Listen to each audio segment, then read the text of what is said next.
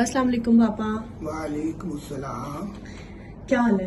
الحمدللہ. اس دفعہ Friday vlog late ہو رہا ہے. ہاں کیونکہ آپ بزی ہیں تو چلے کوئی مسئلہ نہیں ہے. انشاءاللہ. ہم نے تو اچھی بات کنوے کرنی ہے، بے شک فرائیڈے نائٹ کو لگ جائے. نحمدہ ونصلی علی رسولہ الکریم، اما بعد، اعوذ باللہ من الشیطان الرجیم. رب اشرح لی صدری ویسر لی امری واحلل عقدۃ من لسانی یفقہوا قولی. رب زدنی علما.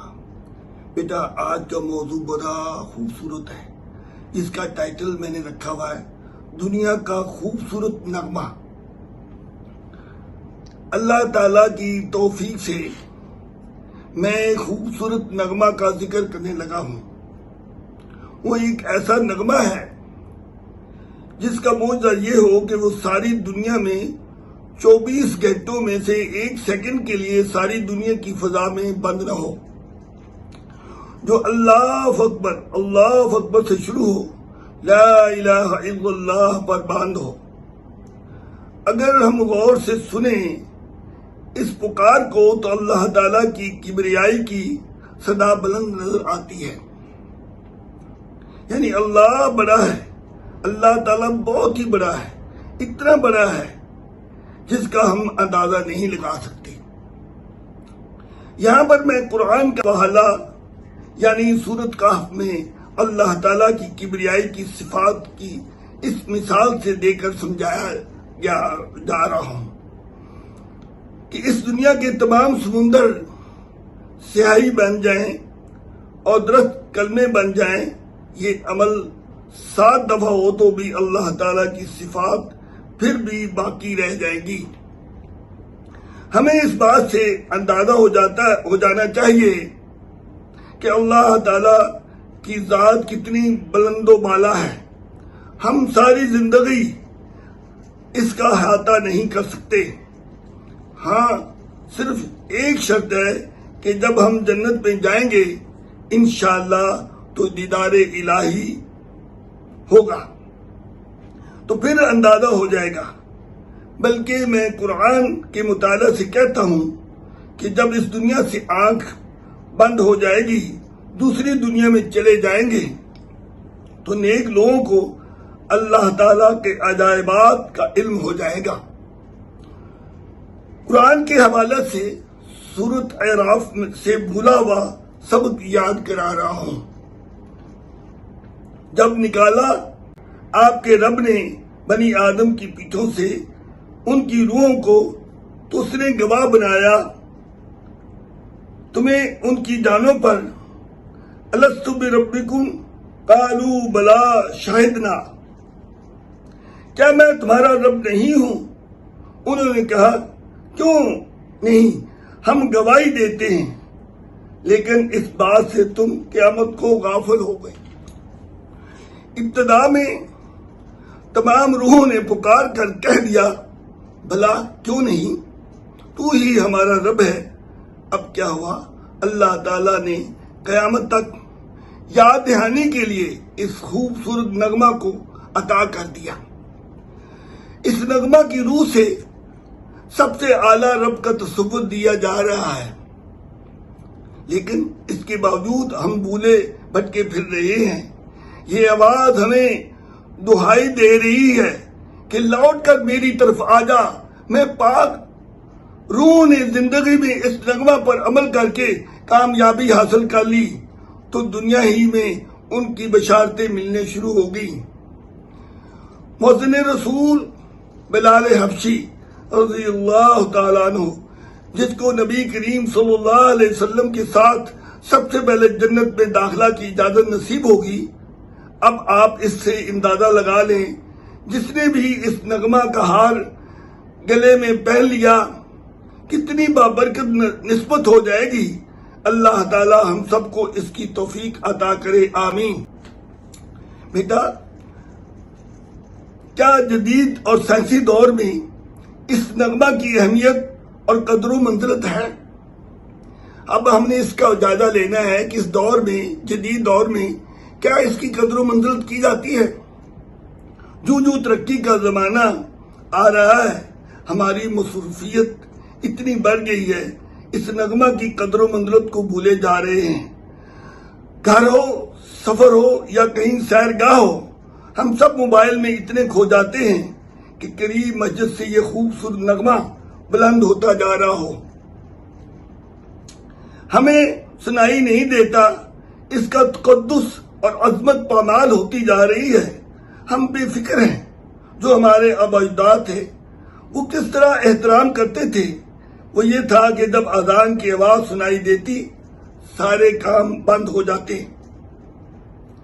عورتیں اپنے سروں پر دوپٹہ اوڑھ لیتی، بوڑھی مائیں اپنی بچوں کو تلقین کرتی نظر سنائی دیتی کہ بیٹی دوپٹہ اوڑھ لو ورنہ شیطان آپ میں داخل ہو جائے گا۔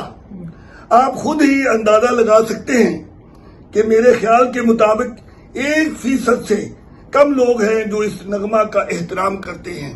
بیٹا میں تو یہ کہہ رہا ہوں جتنا قومی نغمہ کا احترام کرتے ہیں اتنا بھی نہیں کرتے۔ وہ نغمہ اللہ تعالیٰ کا بنایا ہوا ہے، یہ قومی نغمہ انسانوں کا بنایا ہوا ہے۔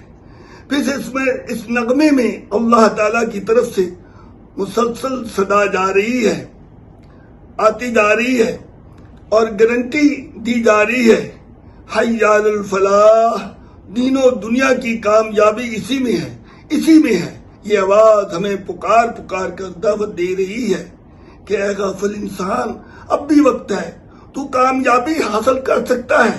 جب زندگی کی گھنٹی بج گئی تو مہلت ختم ہو جائے گی، پھر پچھتاوا ہی ہے۔ وَإِن لَيْسَ لِلْإِنسَانِ إِلَّا مَا سَعَى، انسان کو وہ کچھ ملے گا جو اس نے کوشش کی ہوگی۔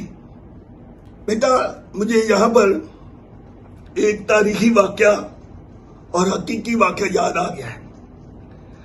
وہ یہ تھا کہ ہارون رشید کی بیوی جس کا زبیدہ نام تھا، اس نے مدینہ کے لیے ایک نہر کھدوائی تھی، تو اس کا نام بھی زبیدہ نہر ہے۔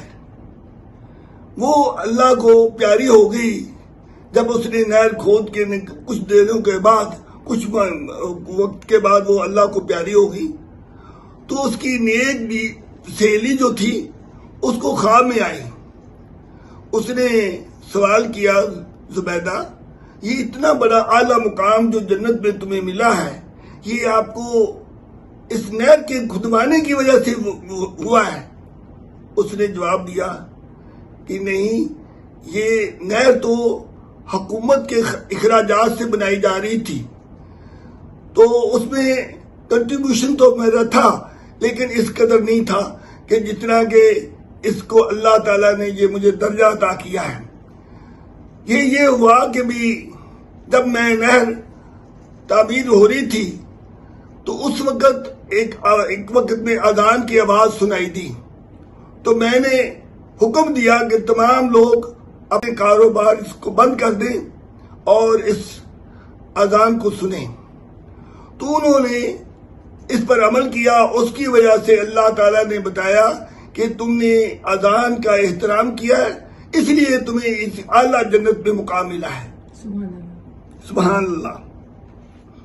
آپ اندازہ لگا سکتے ہیں کہ اس عورت کو اعلیٰ مقام کیسے نصیب ہوا۔ یہ ایسا نغمہ ہے، ایسا خوبصورت نغمہ ہے جس پہ نے بھی عمل کیا، اللہ تعالیٰ اس کو اعلیٰ مقام عطا فرمائے گا۔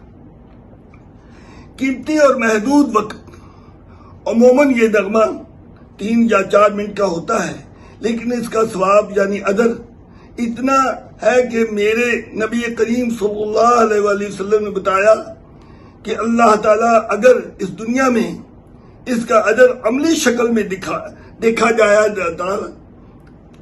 دیا جاتا تو اس نغمہ کو ادا کرنے کے لیے قرآن اندازی کرنا پڑتی، لڑائی کی نوبت بھی ممکن ہو جاتی۔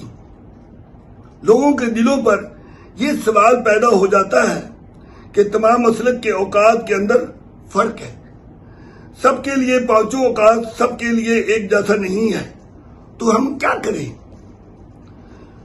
تاکہ ہم اتنا عظیم ثواب سے محروم نہ ہوں۔